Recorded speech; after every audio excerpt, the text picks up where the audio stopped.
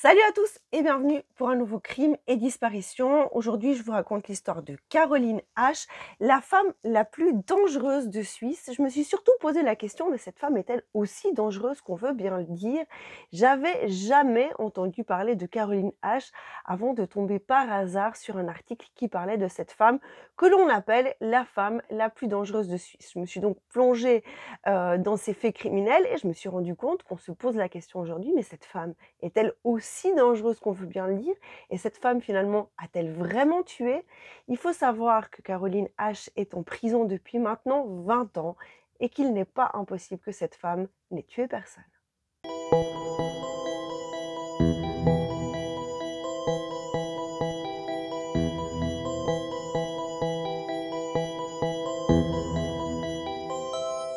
Il faut savoir que Caroline H., elle a un parcours criminel hors du commun, étonnant. J'ai pas retrouvé d'autres cas de femmes qui avaient le même parcours criminel. Si on en croit son dossier judiciaire, elle commet son premier crime tout juste à l'âge adulte, à tout juste 18 ans, et elle attendra ensuite 7 ans pour repasser à l'acte. Ces crimes n'ont aucune logique. Les victimes ne se ressemblent pas, les modes opératoires ne se ressemblent pas, les lieux ne se ressemblent pas, et on se demande, mais est-ce que Caroline est vraiment l'auteur de ces crimes? J'avoue que j'ai eu passablement de difficultés à savoir dans quel ordre j'allais vous raconter cette histoire. Vous le comprendrez ensuite parce que j'ai l'habitude de commencer par le premier crime qui a été commis au moment où finalement on découvre soit la disparition, soit le meurtre. Dans ce cas-là, ce n'est pas possible et vous allez comprendre pourquoi. C'est pourquoi j'ai décidé de vous raconter en tout premier l'histoire de Caroline H., quel était son parcours criminel. Mais pour comprendre son parcours criminel, il faut comprendre son enfance et c'est pourquoi je vais commencer par vous raconter l'enfance de Caroline H. Les parents de Caroline H. déménagent en Suisse en 1973. Ils vont tout d'abord habiter dans le canton d'Appenzell et quelques mois plus tard, ils vont déménager à Altdorf, la capitale du canton d'Ouvry. Ils vont déménager à Altdorf lorsque Madame H. tombe enceinte de son premier et unique enfant, Caroline. Enfant, Caroline adore les animaux, elle aimerait devenir vétérinaire ou peut-être coiffeuse. Malheureusement, à l'école, ça se passe pas super bien, elle n'est pas très bien intégrée dans sa classe puisqu'elle est moquée par ses camarades puisqu'elle vient d'Autriche. Alors, ça se passe bien au niveau des notes, hein. Caroline est une très bonne élève qui ramène de très très bonnes notes à la maison. Par contre, là où ça se passe moins bien, c'est effectivement son intégration avec les camarades. Mais au cours de sa scolarité, elle va quand même rencontrer un groupe d'amis avec laquelle elle va se lier d'amitié. À l'adolescence, Caroline rêve de devenir policière, c'est pourquoi elle décide de faire un stage linguistique en Suisse romande et c'est ainsi qu'elle se retrouve dans une famille à Neuchâtel comme jeune fille au pair durant 6 mois. Alors, petite parenthèse, en Suisse, c'est assez facile de faire des séjours linguistiques comme ça parce que les romans peuvent aller en Suisse allemande apprendre l'allemand et vice-versa. Donc, c'est comme ça qu'elle se retrouve comme jeune fille au pair. C'est un événement marquant dans sa vie, quand bien même elle ne veut pas s'étaler sur le sujet. On sait que dans cette famille, elle a vécu quelque chose probablement de traumatisant. Elle en a parlé plus tard lorsqu'elle a été jugée, mais elle n'a jamais voulu vraiment aller en profondeur sur ce qui s'est passé. Il est tout à fait probable que Caroline H. ait subi un viol du père de famille qui l'hébergeait, ou en tout cas des attouchements. Ce qu'elle pourra dire, c'est qu'elle a une haine énorme contre ce père de famille. Elle dira à demi-mot de certains interrogatoires bien plus tard qu'elle a été violée, mais elle se rétractera ensuite. Je pense qu'on a déjà là un des événements marquants de la vie de Caroline H. En 1990, donc après son retour de Neuchâtel, Caroline H. entreprend un apprentissage d'employé de commerce. Alors, je vous rappelle, en Suisse, comment ça se passe? On passe une partie du temps en entreprise, une partie du temps à l'école. Voilà ce que c'est l'apprentissage. Les apprentissages en Suisse peuvent durer de 2 à 4 ans selon les professions. C'est comme ça qu'elle se retrouve donc dans un bureau comme employée de commerce, donc comme employée de bureau si vous voulez bien. Ça se passe assez bien au début, quand bien même elle trouve le travail un petit peu fatigant. Malheureusement, à la soirée de Noël, il va se passer un événement à nouveau marquant pour Caroline. Donc, lors de ce repas de Noël organisé par son entreprise, Caroline H va un petit peu trop boire et elle va avoir une crise très agressive, hein. Elle va agresser verbalement et physiquement ses collègues à tel point qu'on doit la tenir, hein, et la ramener chez elle. Et elle dira le lendemain et le surlendemain ne plus du tout se souvenir de cet événement. Malheureusement, l'entreprise ne peut pas la garder, elle va se séparer de Caroline. Il faut savoir qu'en Suisse, les apprentis sont extrêmement protégés. Donc pour remercier un apprenti, il faut vraiment avoir des raisons très très motivées. En tous les cas, Caroline n'a pas pu terminer son premier apprentissage. Elle a pu continuer à suivre les cours professionnels durant un certain temps, hein, c'est possible, mais déjà à cette école professionnelle, certains la voyaient en marge et ses camarades la traitaient de folle. C'est à peu près à cette période que Caroline H va entreprendre une thérapie. Elle va parler à son psy de ses envies de violence, de ses envies de meurtre et elle va même menacer son psychologue de meurtre qui lui va avoir peur et va dénoncer ces faits à la police. Ça va pas tellement aller plus loin, mais en tout cas, sa thérapie va s'arrêter là avec ce thérapeute. Et on comprend déjà assez rapidement que pour Caroline H, la violence est une façon de communiquer. En 1991, Caroline H retrouve un apprentissage de vendeuse dans une boutique de luxe, de vaisselle de luxe à Lucerne. Malheureusement, cet emploi ne lui convient pas tellement. Il faut se maquiller, il faut s'habiller selon des codes dans cette entreprise. Et c'est vrai qu'elle s'ennuie beaucoup. Il n'y a pas énormément de clients qui viennent dans cette boutique. Et c'est à ce moment-là que Caroline H commence à allumer ses premiers incendies. Elle dira avoir allumé son premier feu par accident, mais elle a adoré ça, hein. Elle a tout de suite senti que ça l'attirait et très vite, elle va mettre le feu à une première cabine de téléphone. À l'époque, on avait des bottins de téléphone en papier, donc c'était pas bien compliqué. Elle a mis le feu au bottin de téléphone et elle a ensuite regardé cette cabine téléphonique prendre feu. Elle a vraiment pris beaucoup de plaisir à voir cette cabine téléphonique détruite par le feu. Et en un an, cette jeune femme va allumer une quantité astronomique de feux. Elle va mettre les services du feu de la ville de Lucerne en émoi. C'est-à-dire qu'elle va allumer une quarantaine de feux, hein, mais pas des petits feux. C'est-à-dire que les premiers actes étaient dans une cabine téléphonique, mais ensuite elle va allumer des feux dans des bâtiments, dans des endroits non loin d'habitations. Et le dernier feu qu'elle va allumer, le dernier incendie, il passe même à la télévision et dans les journaux, tant il est énorme. Cet incendie a été allumé en ville, dans une usine, sauf erreur de bois, ce qui fait que, ça prend très, très vite. Franchement, c'est une chance, il n'y a eu aucune victime, de cet incendie. Mais il faut savoir également que la maison à laquelle elle a mis le feu se trouve collée à une autre maison. Alors vraiment, ces maisons style lucernois, tout en bois, avec une structure de bois. Si la maison à côté avait pris feu, cette maison historique, si elle avait pris feu, ça aurait été un véritable carnage. Caroline H, elle va se vanter à un copain qu'elle a allumé ce feu et cet ami va, ou ce copain plutôt, va la dénoncer à la police et c'est comme ça qu'on va arrêter Caroline H. Il faut savoir que tous ces feux qui ont été allumés dans la ville de Lucerne tiennent en haleine les pompiers, mais que les pompiers et la police à aucun moment n'imaginent que c'est une jeune femme d'à peine 20 ans qui met ces feux.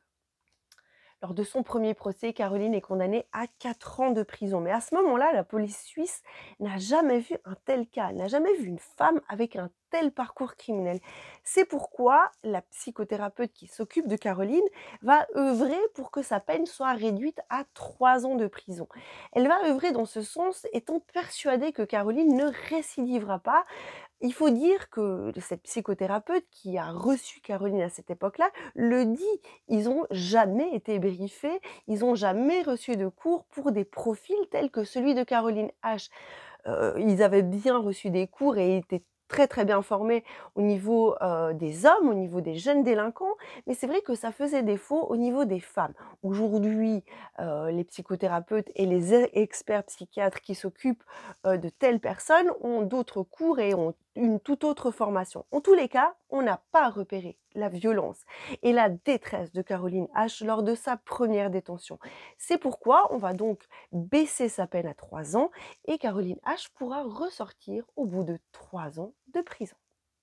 Lorsque Caroline ressort, elle va commencer un apprentissage, un nouvel apprentissage. Alors là, elle va commencer un apprentissage d'électro. Alors moi, ça m'a un petit peu interpellée parce qu'un électro, il est tout le temps en contact avec déjà de l'électronique, de l'électricité, et il a tout à fait moyen de mettre le feu.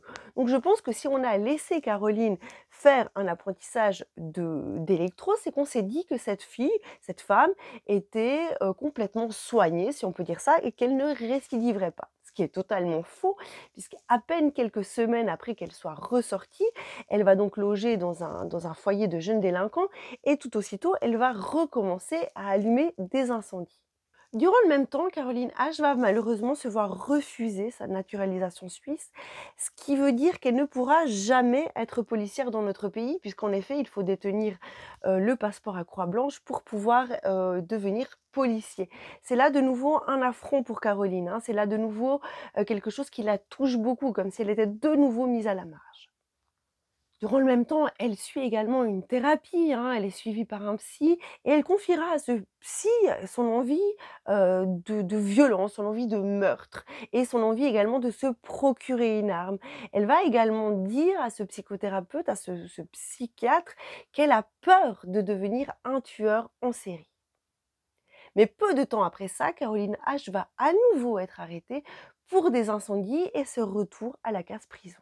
Se retrouvant en prison, Caroline a à nouveau une thérapie avec un psy et elle a également de nombreuses heures d'interrogatoire avec des policiers. Parce que les policiers tentent de savoir quels sont les incendies qu'on peut lui, enfin, qu'elle a allumés, hein, et quels sont les incendies qui ne sont pas à elle. Donc en fait, si vous voulez, les policiers, les enquêteurs l'emmènent dans la voiture de police régulièrement pour traverser la ville de Lucerne et de Zurich et puis pour aller sur des lieux d'incendie pour voir si c'est elle qui les a allumés et en gros elle dit: «Oui, là c'est moi, là c'est pas moi». Voilà un petit peu comment ça se passe et c'est à cette époque que Caroline H va commencer à parler à sa psy de rêves qu'elle aurait fait, de rêves de violence et de rêves où elle tue des femmes.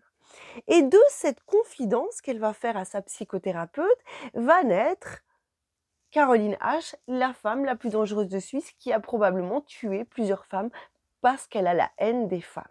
Alors vous allez me dire, comment on en arrive finalement à ce qu'on arrête une jeune femme pour des affaires d'incendie, pour de la pyromanie, et comment on en arrive à l'accuser de meurtre? Alors, je reviens là-dessus. Caroline H, elle est entourée donc de policiers qui l'interrogent très régulièrement, puisqu'il y a de nombreux faits qui lui sont reprochés, mais elle est également suivie par une psychothérapeute ou un psychiatre qui reçoit ses déclarations. À ce moment-là, Caroline se confie, elle dit qu'elle fait des rêves de violence, elle rêve qu'elle tue des femmes, elle rêve qu'elle a assassiné des femmes. Ce psychiatre va en parler au juge d'instruction, va lui raconter ce qu'a raconté Caroline H. Et le juge d'instruction va estimer qu'il y a assez d'éléments pour ouvrir une enquête. On va donc rechercher dans les archives de la police s'il n'y a pas des meurtres qui pourraient correspondre au rêve qu'a fait Caroline. Alors, je vous l'accorde, c'est un petit peu tiré par les cheveux, mais en tout cas, c'est comme ça qu'on commence.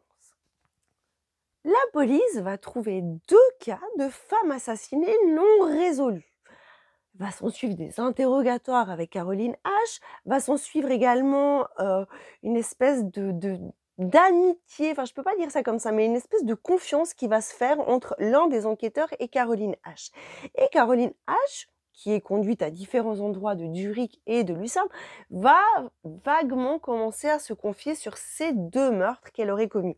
Je vous rappelle qu'à la base, ce sont les policiers qui retrouvent 2 meurtres, 2 faits criminels sur des femmes qui ne sont pas résolus.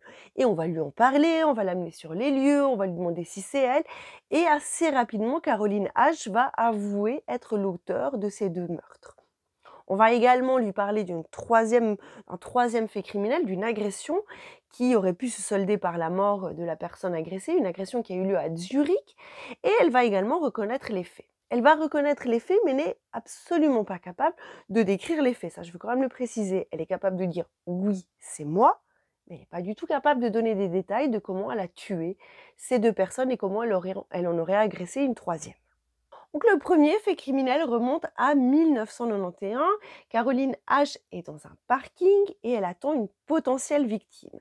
Une jeune femme arrive avec sa voiture, elle prend son ticket à l'entrée du parking, descend au 7e étage et parque sa voiture sur la place 713. Cette place se trouve juste en face des ascenseurs. On sait que la police arrive très vite sur place.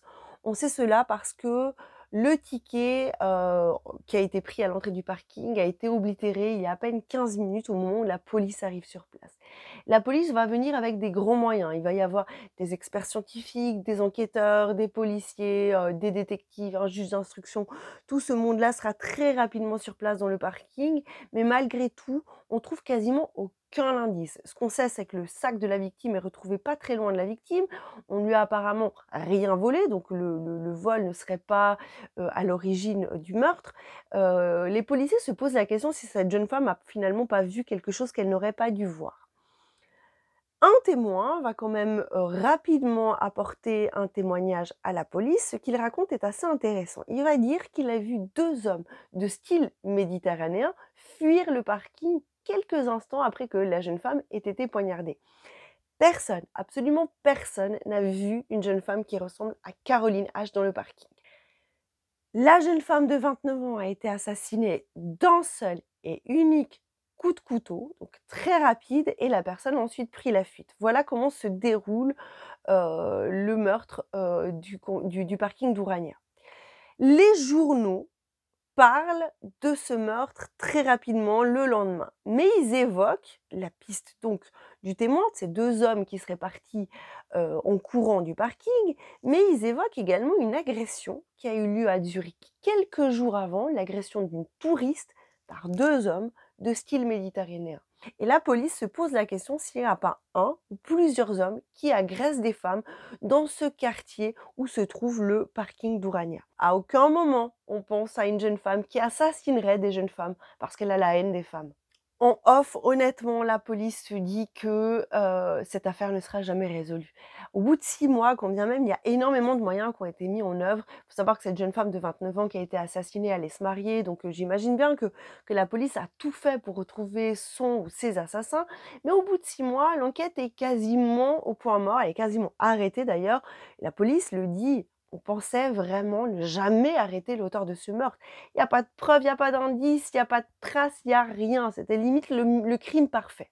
Alors la version de Caroline H pour le parking d'Ourania, c'est simplement ça. Elle était dans le parking, en attente d'une victime, puisqu'elle déteste les femmes, elle avait vraiment envie d'enlever la vie à une jeune femme. Elle entend cette jeune femme qui se parque dans le parking, qui, en sortant de la voiture, fait beaucoup de bruit avec ses talons et ça la rend folle de rage. C'est pourquoi elle décide de tuer cette jeune femme.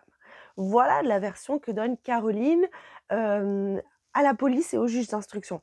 Mais comme je vous l'ai dit, elle n'est pas capable d'expliquer vraiment comment elle a procédé, comment elle a poignardé la jeune femme qui a reçu qu'un seul coup de couteau, comment finalement, comment s'est passée, l'agression, mais avec plus de détails.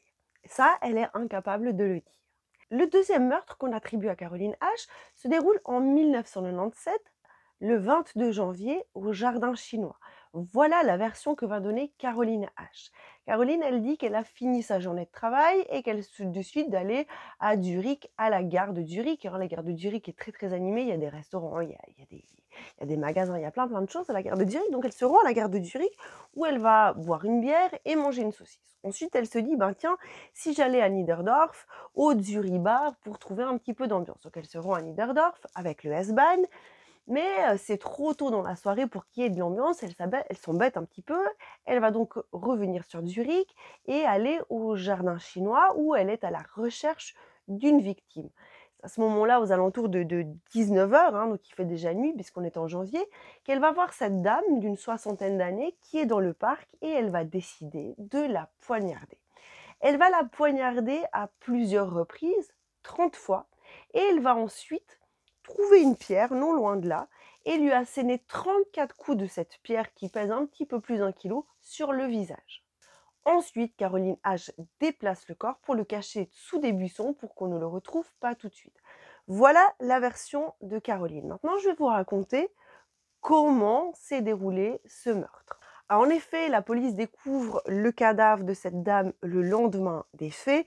Effectivement, cette femme a reçu 30 coups de couteau. Une partie de ces coups ont été donnés avec un cutter qu'on retrouve sur place, hein, donc on retrouve l'arme du crime et le reste des coups ont été donnés avec un couteau papillon et ensuite la personne qui l'a assassiné, l'assassin s'est acharné sur la tête de cette dame avec une pierre. 34 coups lui ont été assénés au visage. En premier lieu, ça vous fait penser à quoi? En tout cas, moi, je pense à un crime, passionnel, un crime de quelqu'un qui connaît sa victime.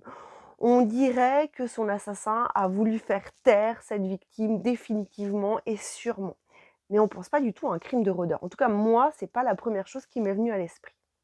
Dans le récit de Caroline H, elle va dire qu'après avoir assassiné sa victime, elle s'est, rendue à la mare aux canards, donc qui se trouvait non loin. Elle s'est lavé les mains, elle a également lavé le couteau qu'elle a récupéré parce qu'elle a abandonné, sur place le cutter, mais qu'elle a gardé le couteau. Qu'ensuite, elle est allée vers, à Niederdorf pour boire quelques verres et qu'elle a ensuite pris, le tram pour rentrer chez elle. Alors là, il y a un détail qui m'interpelle, vous me direz en commentaire ce que vous en pensez.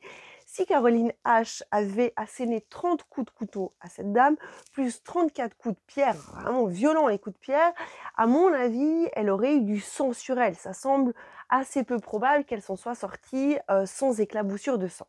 Donc si elle est sortie, des gens auraient dû remarquer que cette femme avait au minimum les manches pleines de sang. Ça semble là de nouveau assez étonnant. On n'a jamais eu aucun témoignage de quelqu'un qui aurait vu une jeune femme en sang le soir de ce meurtre. Il faut savoir que le lendemain, ce meurtre, il a également été évoqué dans les journaux, dans le quartier, on en a parlé. Quelqu'un se serait souvenu, ah bah tiens, j'ai vu une jeune femme hier, elle avait les mains pleines de sang, ça pourrait coller avec ça. En tous les cas, Caroline n'est absolument pas suspecte dans ce crime. Il y a effectivement dans ce crime un homme qui est suspecté, mais qui sera jamais vraiment inquiété. Dans sa déclaration, Caroline dit que le lendemain des faits, elle a embarqué tous ses habits et ses choses, enfin la paire de chaussures qu'elle avait la veille et qu'elle a tout mis dans un container, qu'elle a touché tous ses habits qui étaient recouverts de sang. Voilà la version de Caroline H. Faut savoir que lorsque la police amène Caroline H sur place pour la reconstitution des faits, elle ne va absolument pas à l'endroit où a eu lieu le meurtre. Elle va à un autre endroit dans le parc qui est quand même assez grand, mais elle se rend absolument pas du tout au bon endroit. Le troisième fait qui lui est reproché, c'est une agression dans une librairie zurichoise, également en 1997. Une libraire a été agressée un petit peu avant midi, dans sa librairie. Elle a été agressée, mais assez violemment, hein, les images sont là pour le dire, hein, il y a du sang partout, c'est vraiment une agression au couteau, très, très, très violente et cette libraire ne doit la vie qu'au fait qu'un médecin vivait dans le même bâtiment. Sinon, il serait probable que cette femme serait morte. Le témoignage de cette femme me semble assez capital puisqu'elle est censée avoir vu, son agresseur. Cette femme ne parle jamais d'une femme qui l'agresse. Elle parle d'un agresseur homme, d'un agresseur masculin, d'un homme qui est rentré dans la librairie, qui l'a agressée, qui lui a demandé de l'argent. Au moment où, la libraire a réussi à lui donner de l'argent, l'homme qui l'agressait est parti. Cette agression me semble être clairement, une agression motivée par l'argent. Au moment où la libraire a pu lui donner les 400 francs qu'elle avait dans la caisse, l'agresseur est parti. Alors, plusieurs choses me viennent en tête, hein. Déjà une, il ne devait pas avoir trop conscience de combien gagne un libraire, hein, parce que les caisses des libraires sont rarement pleines. Ensuite, ça semble être clairement un crime motivé par l'argent. Faut savoir que Zurich est une ville qui avait un lourd passé de toxicomanie. Si ça vous intéresse, vous tapez le Letten de Zurich dans les années 90 et vous verrez à quel point la Suisse avait des quartiers moches dans les années 90. On se piquait à ciel ouvert, il y avait un marché de la drogue à ciel ouvert qui était incroyable. Tout ça a été aujourd'hui et nettoyé, mais disons que à l'époque, Zurich était connu pour une ville de toxicomanes. Donc ce crime-là, cette femme qui se fait agresser pour 400 balles, moi, ça me fait vraiment penser à un toxicomane qui rentre dans une librairie puis qui veut voler de l'argent. Mais de nouveau, on ne pense pas du tout à une agression d'une femme qui veut agresser une autre femme et tout ça motivé par la haine des femmes. Voilà, en 2001, le procès de Caroline H a lieu. À ce moment-là, effectivement, elle continue de dire qu'elle est coupable, hein, qu'elle est coupable des incendies. On oublie presque les incendies, mais de nombreux incendies qui ont été allumés à Zurich et à Lucerne. Elle reconnaît également être coupable des deux meurtres, le meurtre du parking d'Urania et le meurtre du jardin chinois, mais également de l'agression de la libraire à Zurich. Mais comme je l'ai dit, elle est incapable de donner des détails. D'ailleurs, elle veut pas parler, hein, elle veut juste dire qu'elle est coupable. Elle veut pas en dire plus et c'est comme ça qu'elle sera condamnée à perpétuité sans remise de peine possible. Alors, je vous en ai déjà parlé. La seule possibilité pour Caroline H de sortir de prison, c'est qu'elle se soigne. Et pour qu'elle se soigne, il faudrait qu'elle ait un réel accès à des soins, ce qui n'a pas été son cas pendant de nombreuses années. Donc en 2001, Caroline est donc condamnée à perpétuité.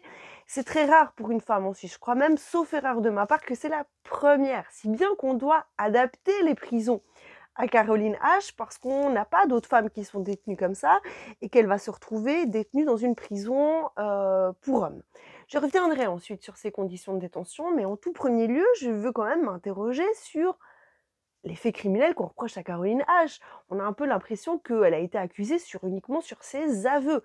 Et on n'a pas été capable de prouver. Donc, on n'a pas retrouvé son ADN ni dans l'agression de la librairie, ni dans le meurtre d'Ourania, ni dans le cas du jardin chinois. On a retrouvé son ADN nulle part. On a retrouvé ses empreintes nulle part. Donc, pour l'instant, ce sont que ses aveux qui la relient à ses crimes. En tous les cas, elle sera condamnée à vie. Et honnêtement, Caroline H n'a absolument aucun espoir de ressortir de prison. Un jeune journaliste suisse a écrit un livre justement sur cette affaire, se posant la question si quelqu'un d'autre n'était peut-être pas l'auteur du meurtre du jardin chinois. En gros, ce journaliste a entendu parler d'une théorie qu'on appelle la théorie Hugentobler. Et cette théorie, en fait, c'est l'idée que la première personne qui avait été suspectée dans le meurtre du jardin chinois est probablement l'auteur du meurtre. En gros, il y a un homme qui va rencontrer ce jeune journaliste et qui va lui dire qu'il a une toute autre théorie. Au début, le journaliste, il doute un petit peu, il se dit: «Bon, OK, voilà, on veut me raconter une histoire». Mais le récit que lui donne ce monsieur semble totalement cohérent. En gros, ce monsieur lui raconte qu'il connaissait un artisan hyper violent, avec le genre de type dont on a peur de se retrouver seul avec, le type qui peut vriller en 2 secondes, qui peut devenir comme ça hyper violent et qui peut agresser n'importe qui autour de lui. Il avait rencontré cet homme quelques jours avant le meurtre du jardin chinois. Et cet homme, qui est un artisan assez connu à Zurich, lui dit qu'il possède un couteau papillon et un cutter et qu'il est tout à fait capable de réaliser le crime parfait à coups de couteau. L'homme qui reçoit ce monsieur Hugentobler, on l'appellera Hugentobler, mais je ne crois pas qu'il s'appelle comme ça, a le sang qui se glace un tout petit peu. Il dit: «Mais il est taré ce gars», enfin voilà, mais c'est vraiment pas le genre de type qu'on a envie de fréquenter et à qui on a envie de poser plus de questions. 3 jours plus tard ou 2 jours plus tard a lieu le meurtre au jardin chinois. Et cet homme qui témoigne dans ce livre, lui, il dit qu'à ce moment-là, il est quasiment persuadé que la personne qui a tué cette femme de 61 ans, eh ben, c'est cet artisan qui lui a parlé quelques jours plus tôt. Ça le rend malade. Il est pas bien, il a un sentiment un peu bizarre. Mais pendant des mois, voire des semaines, voire des mois, il recroise pas cet homme, il recroise pas cet artisan hyper violent, on appellera Monsieur X. Il ne le recroise pas. Et il le recroise par hasard quelques mois plus tard, et l'artisan, Monsieur X, lui dit: «Tu te souviens l'agression au jardin chinois? Je la connaissais, la dame». Puis comme ça, il a l'air un petit peu de se vanter à demi-mot d'être l'auteur. Mais cet homme fait tellement flipper notre témoin que le témoin va pas oser lui poser plus de questions et qu'il va en rester un petit peu là. Au début, on pourra se dire: «Ah alors, finalement, ça veut rien dire, quoi.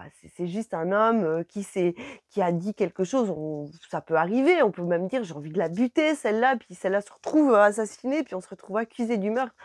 Non, au début, on se dit un petit peu ça. Mais il faut savoir que cet homme, Monsieur X, a été suspecté dans cette affaire. Il a été interrogé par la police, il a même été défendu par un avocat. Donc cet homme avait été le suspect numéro 1 dans cette affaire.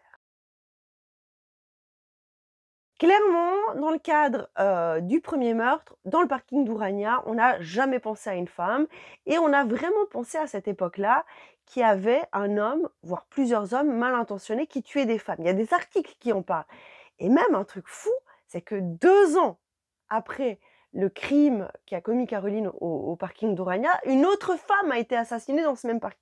Perso, j'irai jamais parquer ma voiture là-bas. Mais c'est quand même fou que si on a arrêté Caroline, on n'est pas tenté de savoir si elle était également l'auteur du 2e meurtre qui a eu lieu 2 ans plus tard. Elle était peut-être en prison, c'est peut-être pour ça, mais En tout cas, ça n'a pas de sens. On se dit qu'il y a un agresseur qui agresse les femmes dans ce parking, on pense vraiment à un homme, voire plusieurs hommes, on pense vraiment à une série d'agressions, une série de meurtres. Mais voilà, quand Caroline, dit qu'elle est coupable, on la croit, c'est bon, on va t'enfermer pour ça. Le deuxième cas, bah, il y avait un suspect et le deuxième cas ressemble pas du tout au premier. Dans le premier, il y a pas d'arme du crime. L'arme du crime a été embarquée par son auteur. Il y a pas de traces, il y a pas d'empreinte, il y a rien. Il y a pas un cheveu qui traîne, qui est à l'auteur des faits. Dans le deuxième cas, la pierre est abandonnée et l'arme du crime ou une des 2 armes du crime a été abandonnée sur place et l'acharnement est fou. Premier cas, un seul coup de couteau, le deuxième cas, 30 coups de couteau et 34 coups de pierre. Donc ça n'a rien à voir. Les endroits non plus. Le premier est un endroit, au moins 7e étage, d'un parking, donc plutôt un peu confiné comme ça. Le second en plein air. Bon, bien sûr, c'était le soir, mais là, de nouveau, ça n'a pas de sens. Et la troisième agression se passe en ville, dans un magasin à Zurich pour de l'argent. Et de nouveau, l'agression n'est pas la même. C'est une agression qui est extrêmement violente, motivée probablement par le besoin d'argent. Donc déjà là, dans les faits commis, il y a quelque chose qui joue pas. À mon sens, mais vous allez pouvoir me dire peut-être que je me trompe. Mais c'est vrai que si vous tentez de retrouver une jeune femme qui aurait commencé sa carrière criminelle à 18 ans, donc son premier meurtre commis à 18 ans, qui n'a pas retué pendant 7 ans, qui tout à coup retue une femme et qui à côté de ça est pyromane, ça me semble trop, en tout cas moi j'ai trouvé aucun autre fait criminel similaire. Depuis 2004, Caroline H est revenue sur ses déclarations. Mais là, je suis obligée de vous parler de ses conditions de détention. Caroline H, elle a des conditions de détention et j'ose le mot franchement et je pense qu'il est bien pesé, totalement inhumaine. Cette femme, elle est à l'isolement depuis 20 ans. Depuis 20 ans, elle ne croise quasiment aucun autre codétenu. Elle ne peut pas partager son repas avec d'autres codétenus. C'est son régime d'incarcération qui veut ça et le fait qu'elle est considérée comme très violente. Mais cela dit, cette femme n'a aucun autre contact humain. Depuis quelques années, on a consenti à lui laisser prendre un chat et heureusement parce que il faut penser, enfin, je fais une petite parenthèse, on se plaint parce qu'on est confiné depuis bientôt 1 an. Pensez que cette femme est confinée depuis 20 ans. Et là, il y a un truc qui se passe, c'est-à-dire que pour accéder à des meilleures conditions de détention, l'avocat de Caroline H, qui est son avocat depuis 2007, depuis 2007, elle a changé d'avocat. Pour accéder à des meilleures conditions de détention, Caroline H doit reconnaître ses crimes et elle doit, finalement, les reconnaître et en assumer la responsabilité. Donc, elle peut plus se battre pour dire qu'elle est innocente parce que finalement, entre l'idée qu'elle pourrait sortir un jour et l'idée d'avoir des meilleures conditions de détention, le choix est vite fait. Elle pourra quasiment jamais sortir. Donc elle doit se battre pour des meilleures conditions de détention. Donc, elle peut plus se battre pour dire qu'elle est innocente. Parce que maintenant, elle a le droit de faire de la gym avec quelques codétenus quelques fois dans le mois. Elle a le droit de temps en temps de partager son repas. Pour elle, c'est énorme. Je veux dire qu'elle était seule pendant des années. Cette jeune femme n'a croisé, à part les gardiens de prison, personne pendant des années. Donc, pour elle, c'est vraiment un énorme, comment dire, c'est un énorme avancement dans son régime carcéral. C'est pourquoi aujourd'hui son avocat refuse, en tout cas par exemple a refusé, que le journaliste rencontre Caroline H. Parce qu'il ne veut pas que Caroline H s'exprime sur son innocence ou en tout cas il ne veut pas que Caroline H, dise qu'elle n'a pas commis ces meurtres parce que ça voudrait dire qu'elle ne reconnaît plus et qu'elle n'a plus accès à ces conditions de détention. Ensuite, vous savez que Caroline H pourrait potentiellement ressortir si un psy pouvait prouver qu'elle a été soignée. Malheureusement, son régime carcéral ne lui permet pas d'être correctement soignée. Donc on est là sur un emprisonnement franchement inhumain, une femme qu'on laisse pourrir dans une prison, sans contact humain, et dont on n'est pas franchement certain qu'elle a vraiment tué et qu'elle a vraiment agressé les gens enfin ses victimes, quoi. Donc c'est assez hardcore, je trouve. Un autre fait complètement taré dans cette affaire, c'est que Caroline H, donc en 2004, elle commence à clamer son innocence comme je vous l'ai dit. 3 ans plus tard, elle change d'avocat et elle va prendre, un avocat assez connu de la place du Ricoise, un bureau d'avocats où il y a plusieurs avocats. Et en fait, ce bureau d'avocats et l'un des avocats qui la défend aujourd'hui était l'avocat qui avait défendu l'artisan Monsieur X au moment où il était suspecté. Normalement, là, il devrait y avoir conflit d'intérêts. Je ne sais pas comment c'est possible que ces avocats qui avaient à l'époque défendu le suspect numéro un dans cette affaire défendent maintenant le coupable dans le meurtre du jardin chinois. Mais en tous les cas, les deux ont eu le même avocat. Le journaliste dont je vous ai parlé, qui a réalisé l'enquête autour de cette affaire, a tenté de rentrer en contact avec le bureau d'avocats qui défend Caroline H. Et qui ont leur temps défendu l'artisan. Alors ils diront les avocats qu'ils n'ont aucun souvenir de cet artisan, qu'ils l'ont effectivement bien défendu, mais que même à la relecture des archives, rien leur vient en tête et qui veulent pas en parler. Donc voilà, ça c'est aussi assez étrange.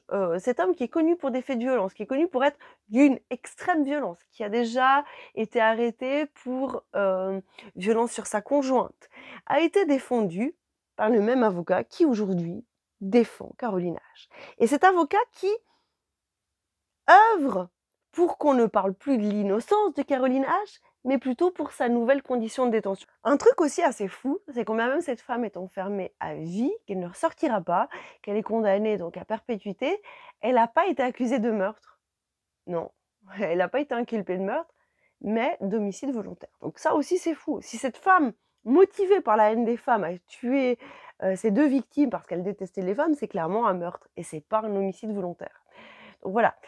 Cette affaire, elle me laisse un goût amer. Déjà, je tiens à le redire.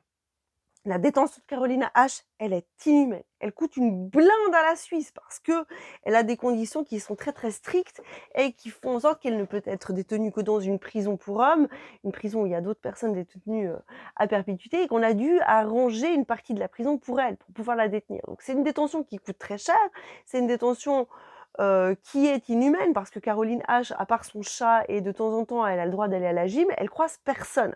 Imaginez-nous comme on vit mal le confinement, imaginez cette jeune femme.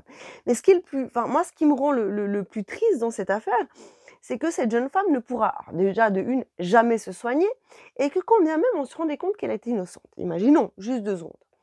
On revient sur le procès, on se rend compte qu'en fait elle est innocente, on l'innocente, et on décide de la sortir de prison. Ça fait 20 ans qu'elle est en prison, 20 ans qu'elle a croisé personne, 20 ans qu'elle n'a pas travaillé. Ou peut-être juste dans quelques ateliers gérés par des éducateurs. Ça fait 20 ans qu'elle ne sait pas ce que sont les rapports sociaux. Ça fait 20 ans, en 2001, on avait les premiers téléphones, les premiers gros Natel. Elle a aucune idée de comment est la société d'aujourd'hui. C'est purement et simplement une inadaptée sociale. Même si elle était innocente, ce serait dangereux de la relâcher dans la société. Je peux pas dire que c'est pas elle qui a commis ces crimes, j'ai pas assez de détails, j'ai bien évidemment pas accès au dossier d'instruction et toutes ces choses-là.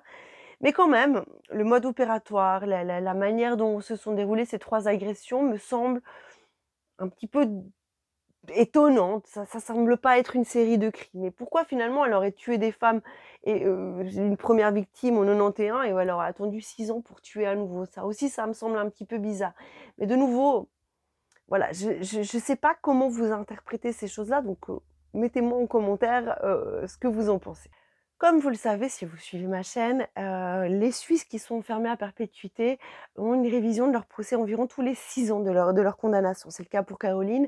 La dernière fois que sa condamnation a été révisée, c'était en 2018 et elle est toujours accompagnée d'une dizaine d'agents de sécurité, hein, pour se rendre au tribunal et maintenant la défense de son avocat, comme vous l'avez bien compris, elle est plutôt sur l'accès, à 2 meilleures conditions de détention et surtout l'accès à une meilleure thérapie pour Caroline H, mais plus du tout, ou en tout cas pas du tout l'idée de l'innocenter. Comme je vous ai dit, faire sortir Caroline H au jour d'aujourd'hui, ça serait probablement très dangereux. On n'a pas du tout préparé cette jeune femme à une potentielle sortie. On a reparlé vaguement de Caroline H en 2007 et je trouvais que c'était aussi important de vous parler de ça parce qu'en 2007, un homme avait été arrêté qu'on appelait le Rutli Bomber. On l'avait accusé d'avoir voulu mettre une bombe au Grutli et en fait, finalement, on s'était rendu compte que c'était un feu d'artifice totalement légal. Cet homme avait été relâché au bout d'une année de préventive, mais le détail intéressant, c'est que cet homme était l'ex-petit ami de Caroline H. Voilà, c'est tout pour le cas de Caroline H. J'espère que, le récit était quand même assez clair parce que je sais que je vous l'ai raconté un peu de manière décousue. J'ai adoré, enquêter sur ce cas. Ça m'a pris beaucoup de temps puisque j'ai dû, faire des recherches dans les journaux en allemand, regarder des émissions en allemand, en suisse allemand et faire également quelques recherches sur des blogs en allemand. Donc, le temps que je traduise tout ça et que je le synthétise, ça m'a pris passablement de temps. En tous les cas, j'attends vos avis en commentaire. Donnez-moi vos avis sur les conditions de détention de Caroline H. Également vos avis sur cette série de meurtres. À votre avis, Caroline H est-elle vraiment la femme la plus dangereuse de Suisse? D'ici là, prenez soin de vous, à tout bientôt, salut!